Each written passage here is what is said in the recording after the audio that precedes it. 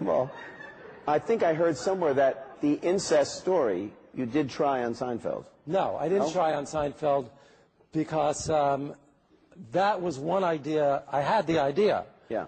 but I didn't think that idea could ever in a million years get by on NBC, that idea. You're right, I'm sure, but... I didn't think the contest was going to be able to air. What happened with that? Did you have to broach that first, or did you write it first? Did you have to say this is going to be about No, I personal didn't. gratification and... No, I didn't tell him. You didn't tell him? No. Usually, I had a board up in my office, and I had titles for upcoming shows, and the executives from NBC would come to the office, and they'd go, "What's that one?" You know, and "What's that one?" And I would tell them what they were, and then when I got the idea for the contest, I thought, I'm not going to put that up there because I don't want them asking me what it's about because they won't let me do it. Right.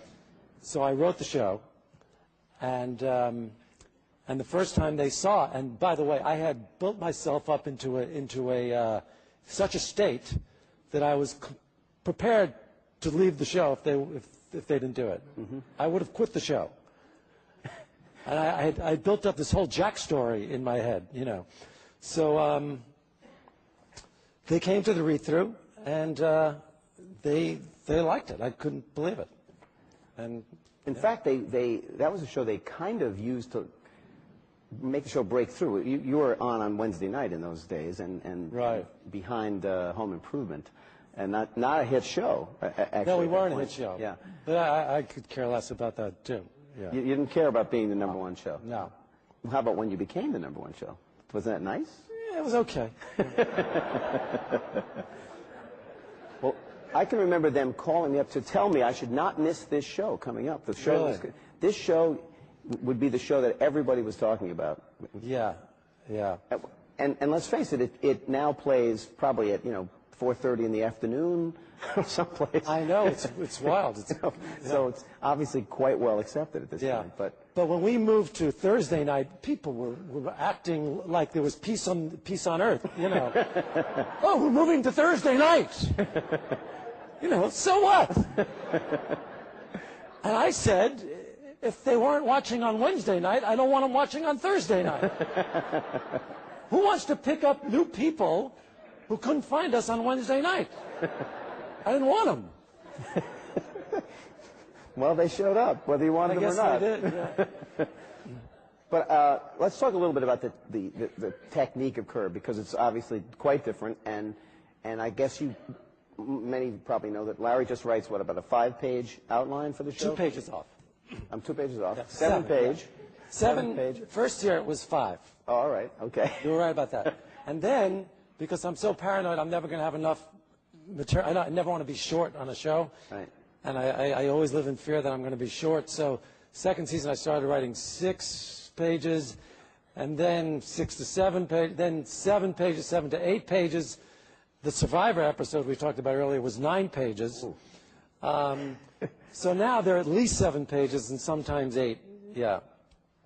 But it's basically the scenes. It's an outline of what the scenes are, right. And then the show is improvised. And then the show is improvised, when do you tell the actor what he's doing in the scene? When does the actor know? Well, if the actor, usually the actors audition, so I'll read with them at the audition. Okay. And that's when I really know that I feel secure in that somebody I like is doing the part. Where it gets a little tricky is if you give out a part to a celebrity. Right. Which you do often. Yes. Not often, but once in a while, yeah. Martin Scorsese, Mel Brooks. Yeah, that's true, yeah. You've done quite a few of those. Right. So sometimes you don't know how they're going to be, and that's when you get a little nervous. But even the regulars on the show, what do they know when they go into a scene?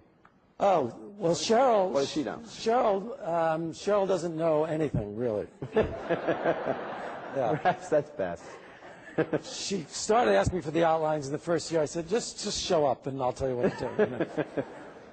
And so you tell her at the beginning of the scene, here's a scene, and you and I are arguing over car keys or something. Yeah, very often. That's how it'll work. Yeah. And then everybody's just winging it, basically. Yeah. And But I'll tell her things that she really needs. I said, don't forget to ask me about why I'm wearing the same pants as I wore yesterday. You know, something like that. Yeah. But as this is going on, I imagine some of the dialogue must not just not work. You have to do it over several times, right? Well, we do many takes. Yeah. Does anyone ever say anything that really cracks you up and make you... Are you kidding? I can't keep a straight face. I am laughing constantly when we're shooting these shows. I can't tell you. If I'm not laughing, I think there's something wrong with the show. And the times I laugh the most is when I'm being cursed. Oh, yeah. Yes. Then I cannot keep a straight face. You fucking asshole! Right, yeah. Nothing makes me laugh more than that. It's unbelievable. I don't know why that is. But as soon as anybody... Now, you remember that montage at the end of the final episode this year? When, Yes. When all those people were cursing me? Everybody Every one of cursed, those yeah. scenes I laughed at. Every single one. When people are calling me names. I don't especially know liked what it you is. getting cursed out in heaven. I thought that was a great touch. But I wondered if the actors ever, like, feel sort of insecure because they don't know what to say, and you have to sort of pull it out of them. I mean, it's not their usual technique, right? I mean... The actors actually love improvising. They do. Mm-hmm. Yeah, they all love it. I haven't come across one actor who hasn't really enjoyed doing it. And you know what? If I had to write the dialogue, I wouldn't have done the show. Because? It's just, I don't know. I Didn't like writing the Seinfeld dialogue? I didn't mind because I didn't have to do the lines. But to have to sit down and memorize lines, I'm too lazy to do that. Ah, that's the key. I didn't want to memorize any lines, and I feel like you don't see, because the special that we did when we first started was a documentary. Right.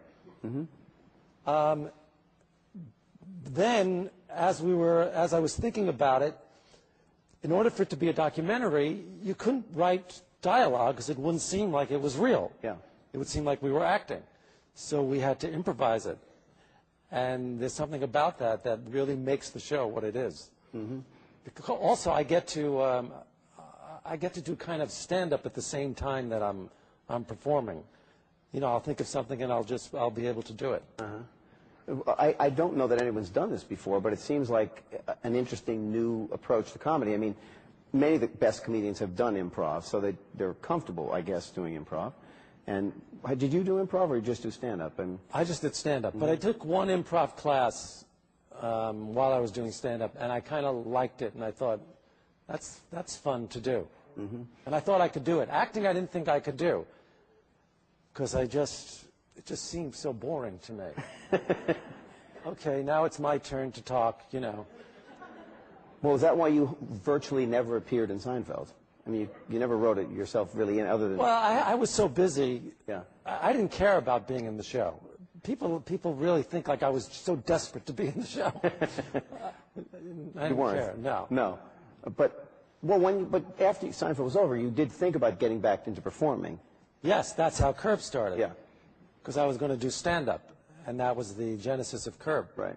But you never did. Did you ever go back on the road or anything? Or? No, the only time I did it was for that special. Only in that special. Yeah, I wrote material for that special. Yeah. But a lot of former stand-ups say, "Oh, I love stand-up. I'd love to do it again." Would you love to do it again at any point, or you feel like that's something you've done and you don't have to do it anymore? I feel like if I had the material in my house, I would do it. You know. But I guess I'll do it again. Yeah, I will do it again. But I don't know when. Not for a while. Well, it's nerve-wracking. It's more... Now would be better. You know, they love you. There's love here. Me. Yes. So, but before, when I was doing stand-up, and I would get introduced, I was such a nervous wreck I couldn't even breathe. You know, I'd come out to a group of strangers that had no idea who I was, and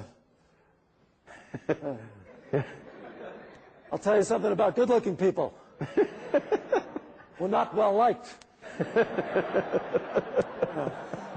That's how I started off my show, you know. It was all downhill from there.